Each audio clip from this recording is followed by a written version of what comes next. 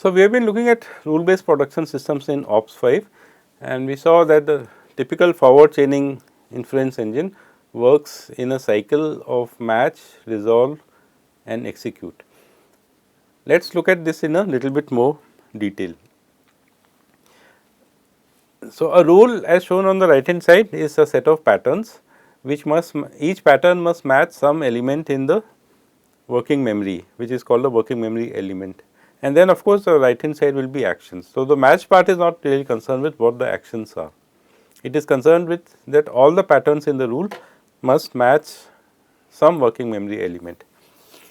So, a rule has a match in the working memory if each positive pattern in the rule has a matching working memory element. We will again revise as to what this means. And unsigned patterns are positive by default. So, we do not have to write plus in front of a pattern, unsigned patterns are positive by default. But if there is a negative pattern which is indicated by a negative sign before the pattern, then there must be no working memory element in the working memory that matches that pattern essentially. So, no element of this kind. So, if you remember, we said some student has got, let us say, marks 79 and no one has got marks more than 79. That was that there must be no record with, let us say, marks 80 or 81 or things like that. So, a pattern in a rule matches a working memory element which is in the working memory if the class name of the pattern is the class name of the working memory. That is the first thing that you have to do. If you are talking about matching rank, then the class name in both the pattern and the working memory must be rank. Each attribute condition in the pattern matches the attribute value in the working memory. The working memory element does not have variables, it has only constants, it has only propositional statements that this is a value or whatever the case may be.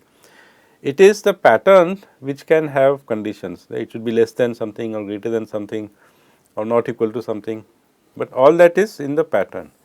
It must match the attribute value in the working memory element. Working memory elements have only values. Attributes not mentioned in the pattern, but present in the working memory elements are ignored. So, patterns do not have to specify the complete working memory element. You might simply say, is there a student with marks more than 79, and that itself is a pattern essentially. We do not have to mention the date or age or the name or the discipline or whatever essentially. So, patterns are subsets of what the working memory contains. So, attribute matching conditions in the left hand side, we have already had a glimpse at this, let us just do it again. If the attribute in the rule has a value which is a constant, this is we are talking about conditions in the left hand side of a rule or conditions in the pattern of a rule. If the pattern says name must be Suresh, then the working memory will only match that working memory element in which the name is Suresh. So, if the value is a constant, then it must be an identical constant in the working memory element. So, this attribute is in the rule and the matching value is in the working memory element. If the value of an attribute is a variable, which as we have already said is written by putting them in angular brackets, then that variable can match anything essentially, which is like a universal statement, that it will match anything that is there in the working memory element. So, in that sense the rules become like universal. Then we said we have Boolean tests. So, we have already seen this a little bit, same type as and not equal to. So, you can say, for example, on the right you can see that a variable n is equal to 3, or you can say a variable x is the same as the variable y essentially. These variables x and y could be in different patterns in the same rule essentially. Then we have said Boolean tests on numbers less than equal to, greater than equal to. So, you can say, for example, the variable is less than 3 or the variable x is greater than or equal to variable y. Then we said there are conjunctions of tests, that there are multiple tests and all of them must be matched essentially for that test to be true, and conjunctions are written in curly brackets. And then there are disjunctions of tests where it says that some of these tests that have been mentioned here, test 1 up to test 10, one of them at least must match, and then that is a match. So, this tells you when a pattern matches a working memory element. So, now let us talk about this conflict set essentially. So, we have these two rules. We have seen both these rules earlier. The first rule is for sorting, it is called swap sort, and just to recap, it says that if at index I there is a value x, and if at an index j which is greater than I there is a value y which is less than value x, then change the x and y in the two records that you are matching essentially. So, in the first one you make it y and the second one you make it x. So, now you can see that in the first index the value will be smaller than the one in the second index. So, it is basically swapping. The other rule that we saw was ranking. It says that if the next rank you want to assign is R, and there is some student S is a variable who has got marks M, where M is also a variable, and there is no student who has got marks more than M, then you assign that rank R to the student S and increment R by 1 for the next rank to be assigned. So, we saw these two rules. So, let us see that we have these array elements in the working memory on the right hand side. So, there are array has 4 elements with indices 1, 2, 3, 4. You can see the values are 7, 9, 3, 8. They are not in, as you can see, increasing order. What will our rule do essentially? We will see an example. Working memory elements starting with 5 to 9, they are to do with ranking. The next rank to be assigned is 2. There are some students who have got some marks, and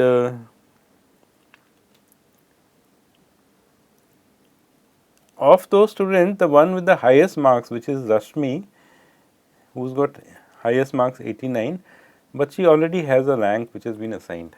Whereas, our rule says that the rank must be nil, that you must not have got a rank. So, Rashmi has already got this rank 1. Now, we want to find out who should get rank 2 essentially. And there are 3 candidates with as you can see marks 79, 79, 69, and none of those 3 have a rank been assigned. So, 3 candidates are there to be considered. Of course, of these only 2 will be considered, which is the ones which have the highest marks, which is 79, because they have mark 79 and there is nobody else who does not have a rank who has got marks more than 79. That is the pattern. So, you can see that the first rule will match these two elements. Why? It says that there is a value 7 which is on index 1, and there is a value 3 which is on index 3. Index 3 is greater than index 1, but value 3 is less than value 7. So, we need to swap that 7 and the 3. So, this rule will match, or this one instance will go into the conflict set. Then you see that there is another rule which matches here, which says that the next rank to be assigned is 2. So, remember that the pattern is matching the working memory element, and you can see that the pattern says next. So, next must match next, then the attribute name is rank. So, that must match, and then there is a variable R. So, it can match anything. So, it will match this rank 2 essentially. And then the second pattern in the ranking rule says that the class name is total marks. So, that must match. Then there must be some student name, it is a variable, so it can match anything. There must be some marks M,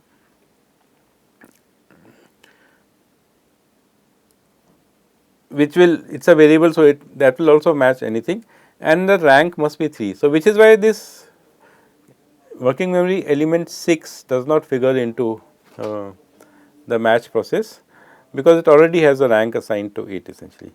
Now, there is a negative condition which says that there must be no other pattern who has got marks which are greater than M and which has not been given a rank. So, there are 2 candidates which qualify, as I said earlier, Eva with 79 and Anil with also 79. Both of them have got marks and nobody has got higher marks. So, if you look at the conflict set, it will have these elements. Okay, so there should have been, yeah, it is matching, as you can see, 5 and 7, and the rule name is ranking. So, this is shown up as ranking with 5 and 7. 5 is the timestamp of the matching element and 7 is also the timestamp. Likewise, this 1 and 3 that we saw earlier, that is also shown up as shown in the red here. But apart from these two, there will be others. So, for example, you can do swap sort with 2 and 3. What is 2? 2 has got a value of 9 stored there, and 3 has got a value of 3 stored there. So, that is also a candidate for swapping. You can also swap 2 with 4 because 9 is bigger than 8. So, you may want to swap them. So, you can see that it will just identify 2 things which are out of place and swap it essentially. Likewise, ranking, we said Eva is a candidate that we have shown in red here, but Anil is another candidate, and that also shows up in the conflict set. So, given this working memory element, given these 2 rules, we would have these 5 elements in the conflict set, and the next task is which of these to execute next.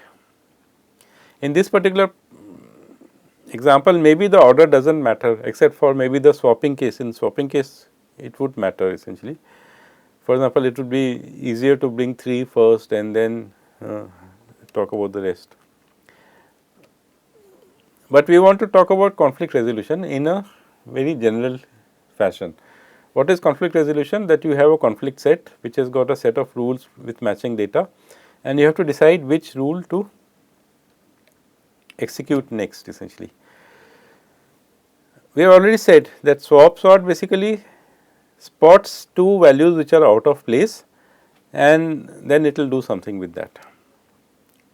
So, we are only talking about the match part. The conflict resolution is nothing to do with the execute part essentially. So, if there is a large number of working memory elements, the rule may match many pairs of elements. So, we already saw that with those 4 working memory elements, there were 3 instances of swap sort ready to fire essentially. So, as we have already said, the set of matching rules along with data, matching rules with data is called the conflict set, and the inference engine selects one rule from the conflict set essentially. So, as a point to ponder, I would like you to think about the fact that what would happen to the system if nowadays we have multi-threaded programs possible. What if we could execute many rules in parallel? How would the system work? So, it is just something that you should think about. For some problems it should work well, but for other problems there may be a conflict of updating some records at the same time and so on. So, assuming that we are doing things in a sequential manner, which is what OPS5 does, the conflict resolution is the task of choosing which rule to execute or fire. And these are the strategies which can be used, and these strategies will essentially determine how efficient our program is. So, the key to effective problem solving is to make informed choices. We have been talking about this all along, starting with brute force search. We introduced this notion of the heuristic function and so on.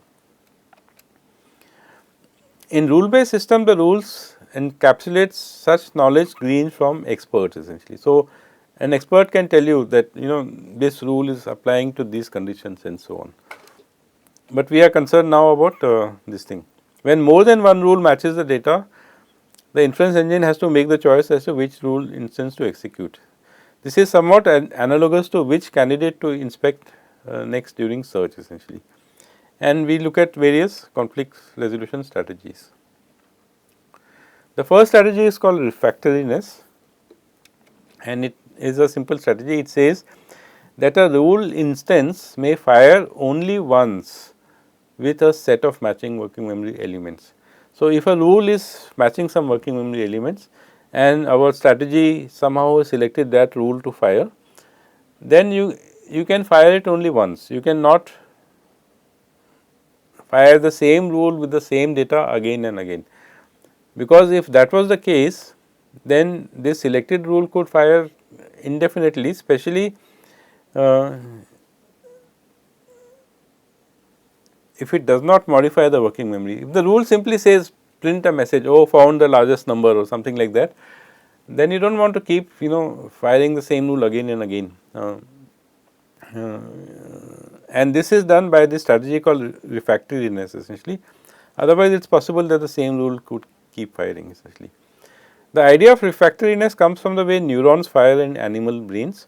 So, a neuron, basically we have seen this earlier, that a neuron receives inputs from many, it has many inputs, and then when it crosses a certain threshold, then it fires essentially. But then it does not fire again essentially, that input has been received and consumed essentially. In the case of animal brains, the input is received as chemicals, so they are actually consumed and so on, and it has to wait for a new signal to build up essentially. And this is called refractoriness. A neuron does not keep firing essentially. I mean, if it does, then there is something wrong with that particular brain. The Merriam-Webster dictionary says the insensitivity to further immediate stimulation that develops in irritable and especially nervous tissue as a result of intense or prolonged stimulation essentially. But basically the idea is that if you have consumed that data, then you are done with it, and it, as we will see in our algorithm, this happens naturally in this algorithm that we are going to study, which is called the rate algorithm. The rate also, the name comes from network, which is like a brain network or something. So, the next strategy that we can think of is lexical order. This says that all the rules that have the matching instances choose the first one that the user has stated. So, the onus is on the user. So, if you are writing these rules in some file, then just pick the first rule in the file essentially. And if a rule has multiple instances with different data, then choose the instance that matches the earlier data. This is basically lexical order essentially. And as I said, this places the onus of this choice on the user becomes more like a programmer essentially. So, we said that the ideal of declarative programming is that the user only specifies the connections between input and output in terms of patterns. But now we are saying that you must be careful as to which order you write the rules in, that so you are becoming more like a programmer. This strategy is in fact used in the programming language Prolog. So, Prolog in that sense deviates from the ideal of declarative programming, which is there in what we sometimes call as pure logic programming, where the order in which you write rules do not matter. But if you have written programs in Prolog, especially for example, if you have written recursive programs, you would know that you would need to write the base clause first and then the recursive clause, because the Prolog program always searches from top to down, which translates to depth first search in the AND tree that it creates. So, in that sense, the Prolog that we work with is not an ideal declarative programming language. It has elements of user defined control, which means which statement should be considered first essentially, which is what Kowalski wanted to get away with. Kowalski said that a program is equal to logic plus control. The user must give us the logic and the inference engine will give us the control essentially. But real implementations of Prolog do not do that. Now, coming to what we actually use in Ops 5, one of the conflict resolution strategies we use is specificity. And what does that say? It says that of all the rules that have matching instances, that is the conflict set, choose that instance of the rule that is the most specific essentially. What do we mean by that? Specificity can be measured in terms of the number of tests that patterns in the rules need. So, remember that a rule has got a left hand side has got a set of patterns, each pattern has got set of attributes to be tested. So, either they will match a constant or a variable, or they will satisfy some condition and so on, but each attribute in the rule is a test essentially. So, if you simply count the number of tests that a particular rule has, that will give you some idea of specificity. A more specific rule would have more tests, a less specific rule would have less tests essentially.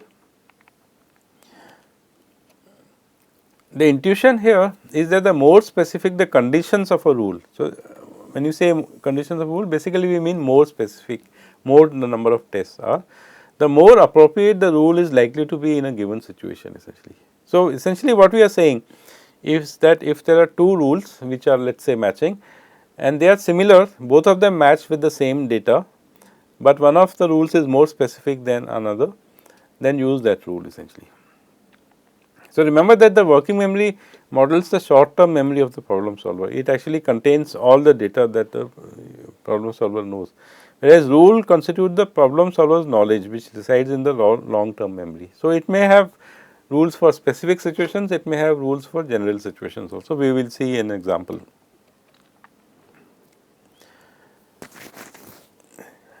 Using the strategy of specificity can facilitate what we call as default reasoning essentially.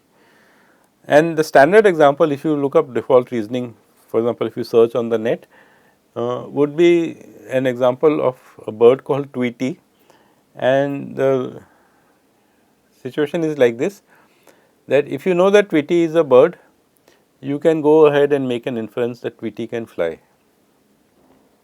So, that is like a default rule essentially. But if you know something more, if you know that Tweety is a bird, but Tweety is a penguin, or Tweety is in a cage, or Tweety is injured, or Tweety is dead. If you know something else, then you can override the default inference that Tweety can fly by a more specific inference.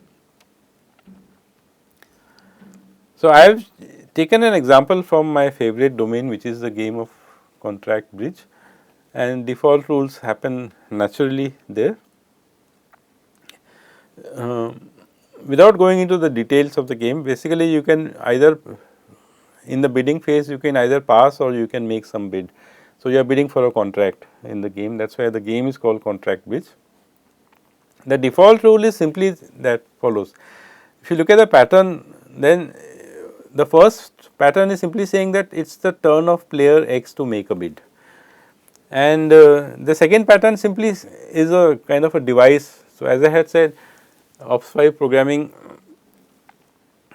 is encapsulates not only programming and control, but also heuristic knowledge and stuff like that. So, the second pattern is simply saying that after X has made a bid, then the next player to bid would be a player called white. So, essentially there are 4 players, typically we call them north, east, south, west, and we say if north is to bid now, next will be east to bid, next will be. So, these 4 patterns will tell you what is the order in which the game proceeds. And if there is nothing else known, all you are saying is that the player has to make a bid, then the default bid is to bid which is called pass. Say I am not bidding for a contract, maybe you do not have good cards or whatever. But if you have a better hand, so that better hand again in bridge terms has got some value in terms of strength and it has got some shape, then there is a bit called 1 NT which stands for 1 no trump if no one else has bid anything. So, you can see that the first pattern is the same in both the rules essentially, that it is the turn of player X to bid. The second pattern is also the same in both the rules essentially, that after X Y will bid essentially.